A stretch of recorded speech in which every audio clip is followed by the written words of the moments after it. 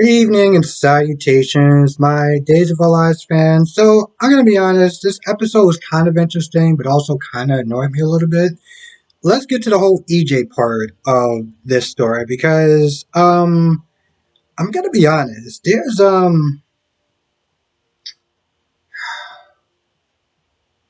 there's characters that's just making really stupid decisions. And EJ decided to put himself on the stand. He figured if he did that, he can kind of throw off Melinda as far as like, she doesn't really have enough time to sit there and try to gather up information about me. Bella was like, what are you doing? What are you doing? No, that is a terrible idea. She's going to sit there and cross examine. She's been waiting for this for years. You honestly think that's a good idea? And he's just like, yeah. So he gets on the stand. And, he says that he never chloroformed her. He never chloroformed Sammy or anything like that. But then, Melinda's like, all right, so about that time you did that before? When you were going to like induce labor. She brought up some sort of example when EJ was going to kidnap Sammy and take her to Rome or take her somewhere. And at that point, EJ stood there like, oh, how does she know about that? So he turns around and he starts looking at Bella. I was like, bro, no, no. You don't get to sit there and look at Bella after she told you not to do that. She literally said, don't. I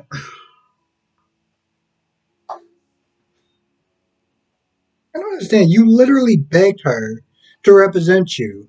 And all you've done so far is make her job 10 times harder, 40 times harder than it needs to be. Okay, between the constant outbursts, the fact that you want to sit there and start like calling certain shots, I was like, bro, you are literally paying her a fortune. So this way, you don't even you can use as little of your vocal cords as possible. And what do? You just muck it up all the way up into the end. And listen, I EJ's my guy. Okay, EJ's one of my guys. That's my character right there. But I'm gonna be honest, bro. For a guy who seems like he's very smart and calculating and everything like that, you really thought getting on the stand and saying stuff like, "Oh, I never chloroformed her. I never did that." And then her bring up a time period when you did chloroform her, and then you're standing there afterwards because she's the whole time she's like this, and she's practically like this. So after that whole mess is done, there's one point where he says, "Well, I'm gonna invoke my Fifth Amendment right," or he says something. And Melinda was like, "You know what? That's probably the first smartest thing that you said all day." And this is one of those things where it's like, Melinda, listen, I get that you got this horse, and granted, he is making it so easy for you. But in the end, when the truth comes out, you're gonna look stupid again. Okay? I'm not letting her off the hook. There's been so many times that I've seen where she thought she got the right person, and then she gets the wrong person, and somehow she gets to keep her job. Like, it's amazing the amount of L's that she's taken as far as the stuff that I've seen. Yet she's still there. Is wow. Um, yeah, I'm like, bro, you're making this so much easier for her. And then he gets back to you, like, well, yeah, I thought that she wouldn't actually have time to sit there and really look me up and look up my info or whatever. But I was like, are you out of your mind? What the hell is wrong with you? And, while they're sitting down or whatever, he's like, yeah, I get it. I apologize. I made your job 10 times harder. And you know what? Here's the truth of the matter is, even if he didn't go on stand, even if he didn't make a complete ass out of himself, it wouldn't have mattered. Because the plot demanded that this man go to jail. Okay? The plot demanded that this man go to jail regardless. So there was no legal maneuvering or anything like that that he was going to do to get him out of the situation because Johnny, or keeps calling him Johnny Ablo, as one of my amazing subscribers, um, pointed out a good nickname for him. So Johnny Ablo, he got to be running the mirror. You got to be in charge, manipulating people and stuff like that. So the plot demanded him to go to jail. I'm not gonna lie, this kind of reminds me of one of the seasons of The Flash, where it's like no matter how illogical some of this stuff came across, at the end there was so much of a push to send Barry Allen to jail that it just didn't matter. It was like he just had to go to jail. There was things that just didn't make any sense, but he had to go to jail. So, when EJ's like, he's all shocked and he's like, like, oh my goodness. I'm like, bro, the plot demanded it, so let it be so. Meanwhile, you got Johnny Ablo trying to manipulate Chad. He's like, yeah, maybe I was wrong about my dad and everything like that. I have a lot of shares now, so, maybe I've been backing the wrong horse. Maybe we need to sit there and be, teaming up with you. Chad's not an idiot in this case. He's like, yo, listen, you gotta prove yourself. You know? Like, yeah, you've been at the Marrow when you were a toddler, but, like, we don't know each other like that, like, as far as business is concerned, so you're gonna have to prove yourself. Um, and he says he will. So at this point, I'm like, okay, so let me get this straight. You, um, are manipulating EJ, you're gonna sit there and try to manipulate, Chad, and also manipulating, um, Jake and Gabby. But you know what? When it really comes down to it, if anyone could sit there and pull up that grain of a scale, yeah, it will be the devil. So now Jake is not okay with this whole. First of all, he was not okay with the fact that Johnny, where he thought Johnny was not there flirting with Gabby, and Gabby was like, no, we can use this to our advantage. And Jake is like, yeah, I'm not okay with that. Gabby's like, and I could sit there and flirt with him and kind of throw him off this game and whatever and manipulate him. And Jake is like, yeah, I'm not okay with that. And then Gabby was like, oh, well, a lot of men flirt with me. I'm like, I didn't even know how to take that comment. I really didn't. Um, but he didn't take it that well either. So he was like, well, what do you mean? But, against Jake's better judgment, he was like, all right, Gabby, I'm gonna let you ride this as far as you can take this without going overboard. Um, and with that being said, um, oh, and there was some sort of argument in the beginning about Johnny that they're telling Chad that he removed or Chad removed one of the chess pieces that Stefano had. I don't know. It was kind of a thing, but whatever. Anyway, so Gabby goes over to the Barrows to the mansion and sees Johnny. He's just saying he was doing some fencing, working out, and he's all sweaty. And okay, so let me get this straight. He's all sweaty, right? And Gabby's like, well, I don't understand why you so sweaty for. It's like 30 degrees outside. It's 30 degrees outside, and that's the outfit that you chose to wear. I don't understand how that works. I mean, most people layer up a bit. You just said it was 30 degrees outside. Well, you're not really making a lot of sense. I'm just gonna point that out. You're not making a lot of sense, but whatever. Anyway, um, Johnny starts flirting with her, and they're talking, and one thing leads to the next. This man takes off his shirt, and then he practically shoves his tongue down Gabby's throat, and yeah. So that's the thing. So Abby's sitting there talking to Kate, and Kate's sitting there talking. Well, Abby's sitting there talking to Kate, and Kate was sitting there talking about. No, I said that twice.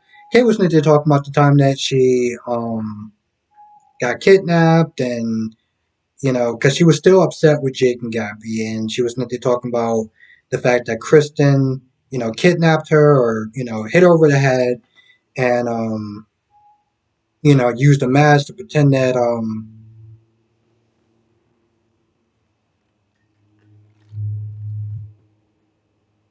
and pretend that, she was pretend that she was Kate to sit there and break out with Jake and everything like that and fooled everyone and yada, yada, yada. So just telling about her time with Kristen and the mask. Now, at some point, Maggie comes over and Maggie's like, yeah, Sarah's back, but she's not really staying too long. And, she's about to leave, this, that, and the third. So after Maggie leaves, this is when Abigail starts to put a lot of the pieces together. And this is kind of weird. So I was like, let me get this straight. Here's the thing. I'm not saying that Abigail's an idiot. Okay. But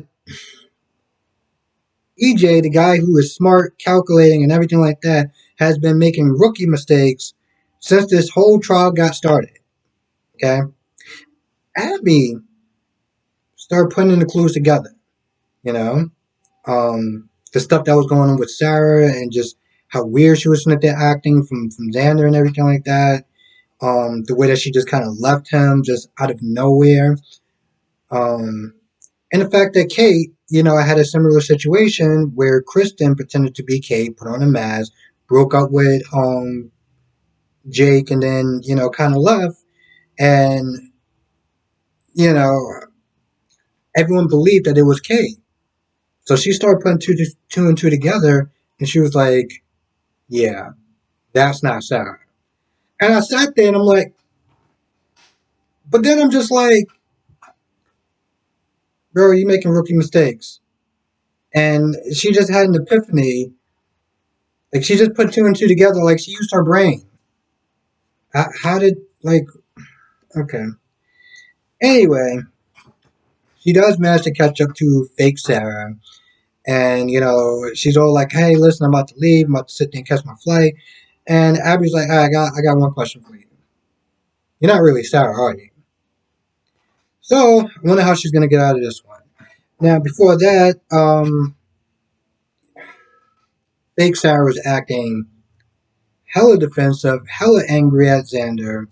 Um, There's one point Maggie leaves, and Xander's not there talking to Maggie, and talking to Sarah. And once again, Sarah brings up the whole baby thing, and she's still upset with him, and she didn't want to be with him, and she didn't really want to sit there and be with Rex, and she was just being super defensive, extremely bitchy, just totally angry at him. And to be honest, there was one point. Because a lot of this, Xander was like, "Yo, this is just so not making a lot of sense." Hell, even at the end when I guess he came back to Kate or talked to Maggie. Oh, that's what it was. He stayed there, and Maggie came, and Xander was like, "Yo, it's just like she's still angry. It just seems so off." There's one point where fake Sarah slipped up when she was sitting there talking about, oh, well, listen, we're over and we're done. It doesn't matter because, you're with Gwen now. And as I'm sitting there writing my notes, I was like, what? Xander was like, yeah, how did you know I was with Gwen? And of course, she's all like, oh, well, I talked to Maggie and everything like that. Now, I'm not going to lie. This is just getting, like, for Gwen's character, it's just getting so stupid. Because now at this point, she's wearing her daughter's face. And you can see when she says that she's leaving, she just wants to come back, but she's leaving. She can't say this, that, and the third, being super cryptic. Maggie missed her daughter for months. To have her come back there and to sit there and be like, oh, well, I'm leaving, is breaking this woman's heart. You're doing all this to keep I just like it got to a point where it's like, what am I watching? What am I watching? You doing you climbing mountains and shooting meteors to sit there and try to keep this man in your life? Like, Jesus Christ, like the word desperate. I cannot sit there and emphasize that enough.